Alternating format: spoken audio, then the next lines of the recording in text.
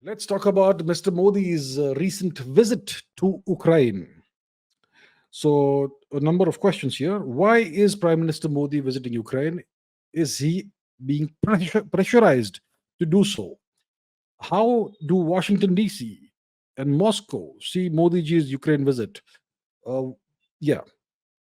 And what's the impact of Narendra Modi, sir, traveling to Ukraine? What's going to be the response of Russia, China, and the US? So, the main question is, why has Mr. Modi, Prime Minister of India, visited Ukraine? He concluded his visit yesterday. He's back today, or whenever he came back. He's already back in India, as far as I know. So it was a brief visit. He visited Kiev. He met with Mr. Zelensky, gave him a hug, and put his hand on his shoulder. Then there were some agreements signed, and then Mr. Zelensky lectured India and condemned India for buying oil from Russia and demanded that India become pro-West, pro-Ukraine, etc. So Mr. Modi goes to Ukraine, meets Zelensky, and then Mr. Zelensky gives Mr. Modi a lecture. Okay, a sanctimonious lecture. That's essentially what happened. So why did Mr. Modi visit Ukraine? First of all, look, we have to understand that India's foreign policy. What is the purpose of India's foreign policy and foreign engagements? Engagements with other countries. The purpose is to serve India's national interest, right? To serve and further India's national interest. That is supposed to be the only objective of any nation's foreign policy, including India's.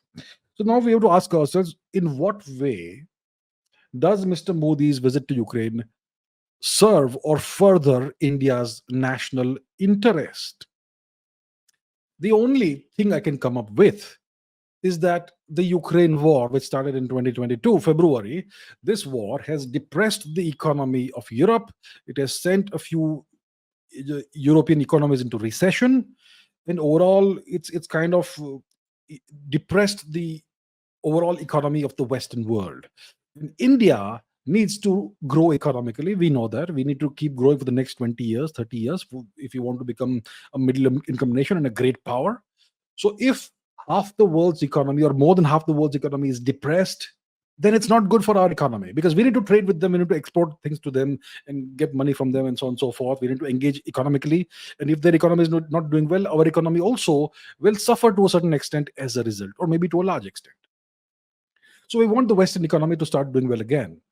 And the major trigger that depressed the Western economy, European economy, etc., was the Ukraine war.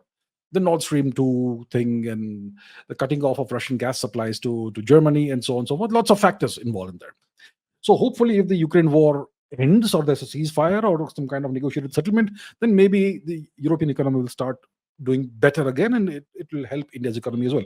So that's the long that's the thing one can think of, that maybe Mr. Modi has gone to Ukraine to offer India's good offices uh, as a mediator between East and West, because India is uniquely positioned to serve as a bridge between East and West if both sides so desire. India has a great amount of comfort and trust with Russia. India has a great amount of comfort and trust with the West as well.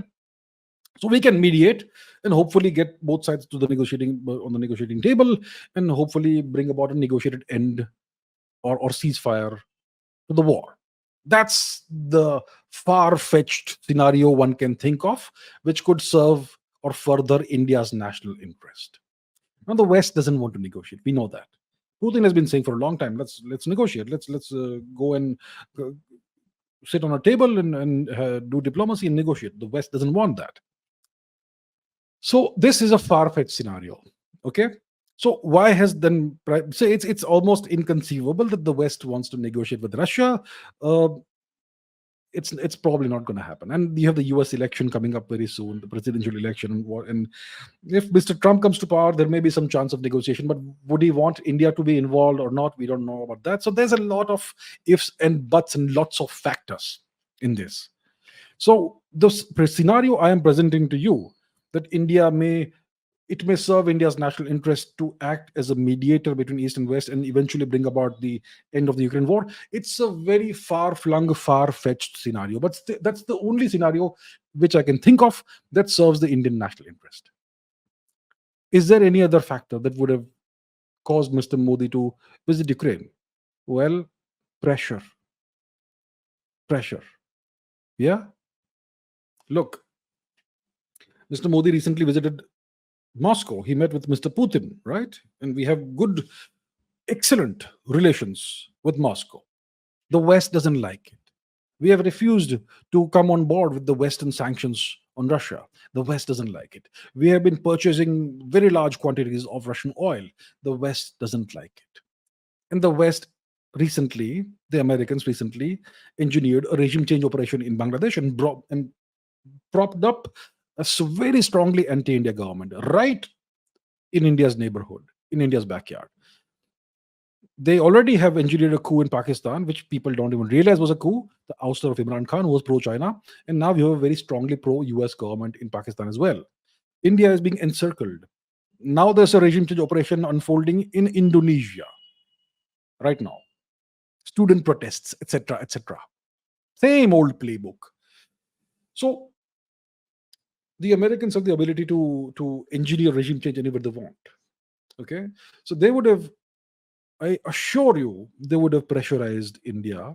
They would have pressurized Mr. Modi to go and visit Ukraine.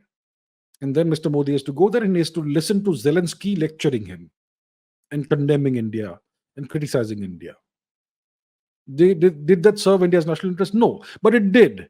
That you acceded to the American demands, and that would, to some extent, for some time, mollify them, perhaps the Americans. So, how will Washington D.C. see this visit of Mr. Modi to Ukraine? They'll see it as a win that we got Modi to do whatever we wanted. We demanded this, and he had to compromise, and he had to accede to our demand. So they can see that there is more room for pressurizing India now as compared to before. Because Mr. Modi now is heading a coalition government. He is not all powerful. He is a diminished prime minister. He is a weaker prime minister.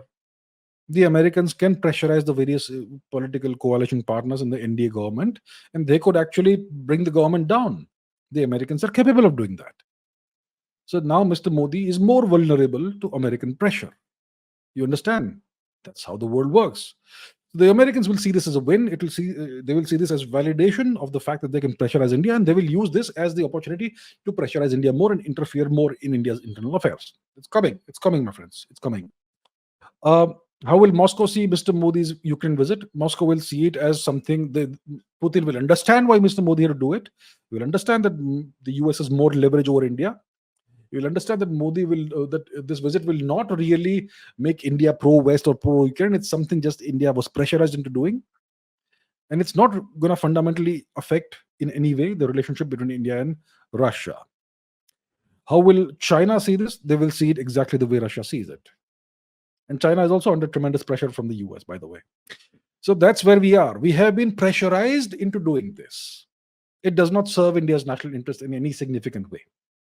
Okay, but if you want to put it nicely, you can say that this was a courtesy visit by Mr. Modi to Ukraine. And Mr. Zelensky did not behave well.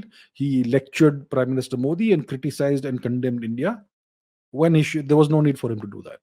But there you go. That's what you have. So is this does it mean that Mr. Modi has is this a loss for Mr. Modi? It's not a loss. It's just the game that you have to play. You got to play this. When you're weaker, we compromise. When you get stronger, you can be more resilient. That's how it goes. So you got to do what's best in the long run for your country, and probably this is the right thing to do.